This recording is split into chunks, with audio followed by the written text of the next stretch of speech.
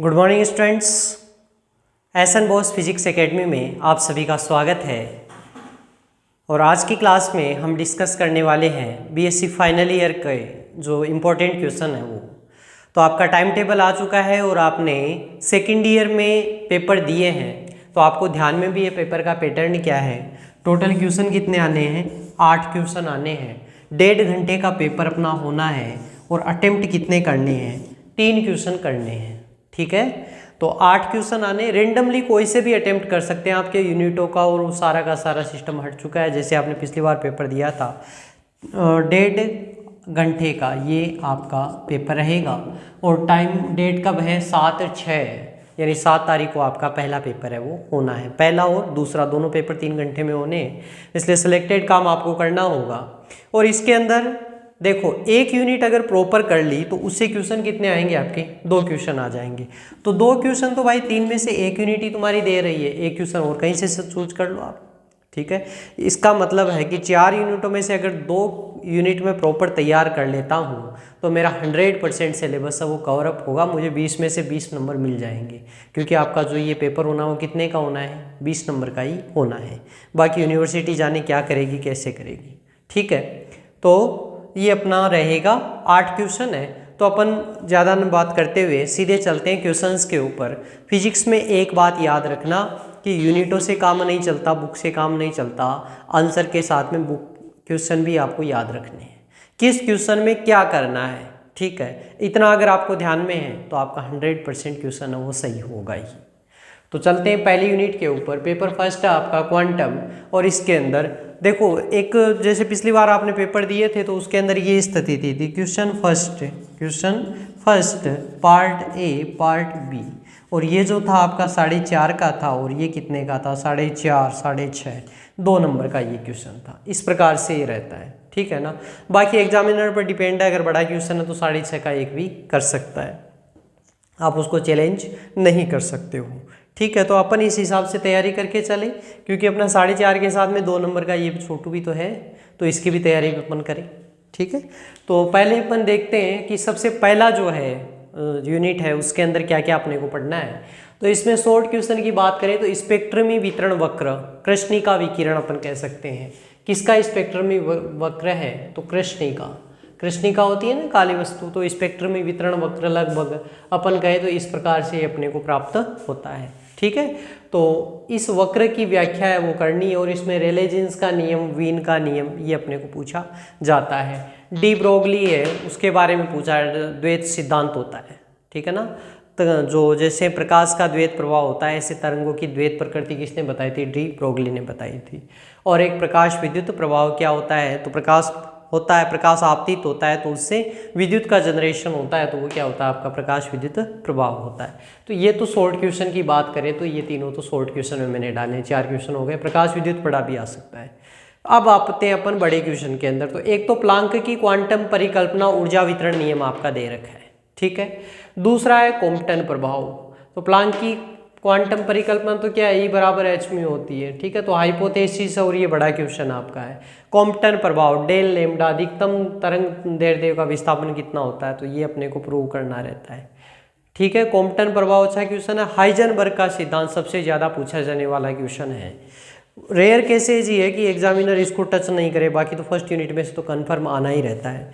तो इसके 3 4 5 अनुप्रयोग है, 2 तो देखो इसके स्पष्टीकरण है और 3 इसके अनुप्रयोग है, ऐसे टोटल मिलाकर 5 चीजें हैं। ठीक है ना, तो उसको पढ़ लोगे, थ्योरेटिकल है, बाकी तो सब हाइजेनबर्ग नाम से ही जानते हो क्या होता है। कहने की आवश्यकता थोड़े, स्थिति और संवेग का एक साथ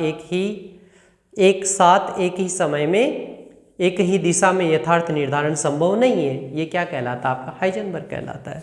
तो इसमें नाभिक में इलेक्ट्रॉनों का अनस्तित्व पूछा जा सकता है। हाइड्रोजन परमाणु का मूल ऊर्जा स्तर है उसके बारे में पूछा जा सकता है। स्पेक्ट्रमी रेखाओं का स्वाभाविक विस्तार या सूक्ष्मदर्शी द्वारा इलेक्ट्रॉन की स्थिति का निर्धारण।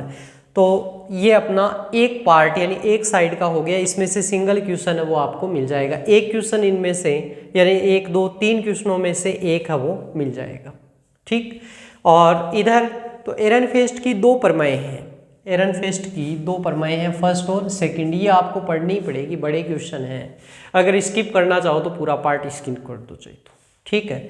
आइगन फलन, आइगन फलनों की लंबकोणीयता, इसके कुछ अनुप्रयोग है, जैसे आइगन फलनों के मान वास्तविक होते हैं, इसकी लंबकोणीयता को सिद्ध करो, तो ये वाला है, ये अपना इंपॉर्टेंट है, ये देख ही लेना चाहिए। एरनफेस्ट है वो है। हर्मिटी संकारक, संकारक क्या होते हैं, जैसे सामान्य गुणा होते हैं तो इनको क्वांटम में अपन क्या कहते हैं, संकारक कहते हैं, ठीक है। और प्रत्याशा मान, तो प्रत्याशा मान को ऐसे डिफाइन किया जाता है, और संकारक है इसको ऐसे डिफाइन किया जाता है। तो इनके बारे में पढ़ना पड़ता है, पढ़ना पड़ेगा, तब जाकर कहीं काम होगा। अगर आपने अभी तक कुछ भी नहीं पढ़ा है तो थोड़ा बहुत जानकारी तो आप इसकी प्राप्त कर ही लें। और अगर ये पूरा पार्ट स्किप कर रहे हो तो कोई बात नहीं, कर दीजिए। आइगन फलनों वाले लंबकोणीयता को जरूर देख लेना। आइगन फलनों के मान जो वास्तविक होते हैं, ठीक है ना, और एक इसकी लंबकोणीयता, दो इसके हैं गुण हैं आइगन फलनों के, ये देख लेना। और इधर की बात करें तो कॉम्पटन इंपॉर्टेंट है बहुत ज़्यादा, और हाइजनबर्ग, हाइजनबर्ग में मैं कहूँ तो नाभिक और स्पेक्ट्रमी रेखाओं का स्वाभाविक विस्तार। तो ये हमारी फर्स्ट यूनिट है, ये कंप्लीट होती है। यूनिट सेकंड की अपन बात करते हैं, तो इसके अंदर क्या क्या पूछा जाता है, काल आश्रित श्रोडिंगर समीकरण, यानी आपकी वास्तविक जो क्वांटम है वो शुरू होती है आपकी अब। तो इसके अंदर काल आश्रित श्रोडिंगर और काल अनाश्रित श्रोडिंगर समीकरण, इसके बारे में पूछना पड़ता है।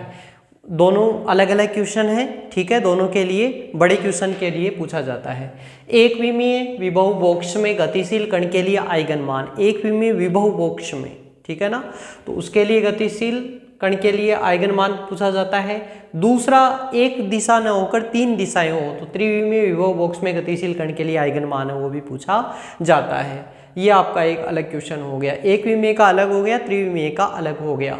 विभव सीढ़ी, अब विभव सीढ़ी क्या होती है देखो, तो विभव सीढ़ी यानी हम कहें कि वी नोट, मान लो मेरे पास में एनर्जी है, ठीक है ना, जो कण है वो आपका आता है, तो कण के पास ऊर्जा होगी कोई ना कोई, हम कहते हैं उसकी ऊर्जा क्या है, कम। दो स्थितियां होगी, E is less than we naught, यानी कण की ऊर्जा क्या है, इस वी नोट से क्या है, कम है, ठीक है। और ये अनंत लंबाई की क्या है, विभव रोधिका है। तो यहाँ पर क्या है, वी नोट, ये वी की वैल्यू है, यानी वी यानी विभव जो ऊर्जा है उसका मान है, ठीक है।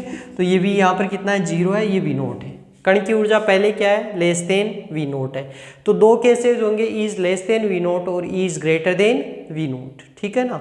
तो दोनों के लिए अलग अलग केस है, वो आपको प्राप्त करने होंगे, यानी ई वी नोट के लिए अलग ही डेरिवेशन है, is greater than we naught के लिए बिल्कुल अलग डेरिवेशन है। तो इसके लिए ज्ञात क्या करना पड़ता है अपने को, परावर्तन गुणांक और पारगमन गुणांक ये पूछा जाता है। तो विभव सीढ़ी के दो केसेस हो गए। उसके बाद में आता है आयताकार विभव रोधिका, ये तो विभव सीढ़ी थी, और अगर आयताकार विभव रोधिका है, मतलब ये लो, ये क्या कर दी मैंने, स्टॉप कर दी यहीं पर। तो इसके क्षेत्र कितने हो गए, फर्स्ट, सेकंड और थर्ड, 3 क्षेत्र हो गए। अगर विभव सीढ़ी होती तो कितने क्षेत्र होते, 2 क्षेत्र होते, ठीक है। तो ऊर्जा कम होते हुए भी ये इसको क्रॉस कर जाता है ना। तो ऊर्जा कम होते हुए भी इसको क्रॉस करता है, तो ये घटना कहलाती है आपकी पारगमन। और कुछ इसका पार्ट है वो क्या होता है, रिफ्लेक्टेड बैक होता है, तो वो क्या कहलाता है आपका परावर्तन। तो परावर्तन के लिए होता है परावर्तन गुणांक, और पारगमित होती है किरण तो उसके लिए होता है पारगमन गुणांक। और इसके लिए यहाँ पर भी कण होता है, तो इसकी मैं स्थिति बात करूँ मैं आपकी बात में, तो इस प्रकार से कण गति करते हुए ये आगे, ये फिर धीमे हो जाता है, ठीक है ना, ऐसी स्थिति इसकी रहती है। यानी इसके अंदर कम ऊर्जा होते हुए भी इसको क्रॉस करके क्षेत्र थर्ड में पहुंच जाता है। और ये कब होता है कि पहाड़ तो बहुत ऊंचा है, अपन नीचे से निकल जाते हैं, तो वो क्या कहलाती है सुरंग। इसलिए इस घटना को अपन क्या कहते हैं, सुरंगन प्रभाव। तो ये हो गया आपका आयताकार विभव रोधिका। एक ऐसा ही केस और है जो यूनिट 3 के अंदर आता है, और वो क्या है आपका वर्गाकार विभव कूप, ठीक है ना। तो विभव कूप क्यों, क्योंकि इसकी एक्सिस बराबर 0 से नीचे की तरफ है, तो वो क्या हो गया, कूप हो गया। वर्गाकार है, दोनों सिमेट्री है, तो वर्गाकार विभव कूप। तो 3 चीजें हैं, इसमें से एक क्वेश्चन पक्का पूछा जाता है, विभव सीढ़ी, आयताकार विभव रोधिका और वर्गाकार विभव कूप। ये इसकी बात करें अपन तो देखो, विभव सीढ़ी और आयताकार विभव रोधिका ये दोनों में से एक पूछ लिया जाता है। इसमें अगर परावर्तन गुणांक और पारगमन ही पूछा जाएगा, परावर्तन गुणांक होगा तो उसका मान होता है b/a, और पारगमन गुणांक होता है तो c/a। ये मान अपने को ज्ञात करने रहते हैं। तो आप करेंगे तो ये आपके ध्यान में आ जाएगा। अगर कुछ भी नहीं किया है तब तो नहीं हो सकता है, बाकी आप थोड़ा भी ध्यान लगा कर करेंगे तो ये हो जाएगा। सीधा विवो CD पर जाए, कैसे होते हैं, बस ज़्यादा आगे पीछे की मत सोचना, सीधा इनके ऊपर फोकस करना तो आपका हो जाएगा। ध्यान रखना इज वी नोट अलग है case, E greater than we naught है वो अलग है, तीनों के लिए ही अलग अलग कंडीशन है वो होती है। ठीक है, तो यूनिट 3 के बारे में अब डिस्कस करें। इसमें पहला क्वेश्चन, एक विमीय परिमित विभव कूप। एक विमीय परिमित विभव कूप, इसका मतलब कंडीशन कैसी रहेगी, इस प्रकार की रहेगी, परिमित विभव कूप। ठीक है ना, ये स्थिति रहती है, यानी बहुत गहराई का कूप है, यानी बहुत गहराई है वो, एक्सट्रीम है, इन्फिनिटी है। वर्गाकार विभव कूप मैंने बताया था आपको, अगर ये स्थिति होती है तो ये क्या कहलाती है आपकी वर्गाकार विभव कूप। एक विमीय परिमित विभव कूप का मतलब होता है ये, मतलब इन्फिनिटी के लिए चला जाता है। ये हो गया वर्गाकार विभव कूप। इसके लिए भी क्या पूछा जाता है, R&T यानी ट्रांसमिशन कोएफिशिएंट, परावर्तन गुणांक और रिफ्लेक्शन, परावर्तन और पारगमन गुणांक। ठीक है, रामसोर टाउनसेंड प्रभाव, इसके बारे में इसमें पूछा जाता है। वर्गाकार है ये, वर्गाकार। सरल आवर्ती दोलित्र के बारे में पूछा जाता है, इसके तरंग समीकरण और ऊर्जा आइगन मानों के बारे में पूछा जाता है। एक इसमें शॉर्ट क्वेश्चन आता है, शून्य बिंदु ऊर्जा क्या होती है, यानी न्यूनतम पर, तो न्यूनतम पर जो दोलित्र होती है उसकी ऊर्जा 0 नहीं होकर क्या होती है 1/2 h कट ओमेगा होती है, ये डिफरेंस होता है, इसलिए क्या कहलाती है शून्य बिंदु ऊर्जा। जब n बराबर 0 में ये होता है तब इसका मान ये होता है। ठीक है, एक पार्ट ये हो गया, इधर से एक क्वेश्चन आ जाएगा आपका। दूसरा क्वेश्चन रहेगा वो रहेगा इधर से, गोलीय निर्देशांकों में एकल इलेक्ट्रॉन परमाणु हेतु श्रोडिंगर तरंग समीकरण ज्ञात करना। दूसरा हाइड्रोजन परमाणु के लिए तरंग फलन, और तीसरा कक्षीय कोणीय संवेग से संबंधित। ठीक है, थोड़ी सी लेंथी यूनिट ये थर्ड पड़ती है। वैसे आपको 4 क्वेश्चन करने हैं, तो 3 करने हैं, तो 1 2 कहीं से भी और एक कहीं से भी अपन कर सकते हैं, बाकी स्किप करना चाहो तो आप कर सकते हो। लेकिन हर स्टूडेंट की अलग अलग कैपेसिटी होती है, कोई कहाँ से तैयार करता है, कोई कहाँ से तैयार करता है, इसलिए मैं डिस्कशन चारों यूनिटों का करूँगा। 4th यूनिट की बात अपन करें तो इसमें क्या क्या इंपॉर्टेंट है। पहला आता है आपका हाइड्रोजन स्पेक्ट्रम का बोर सिद्धांत, स्टर्न गर्लेक प्रयोग, फ्रैंक हर्ट्ज प्रयोग और जीमान विपाटन।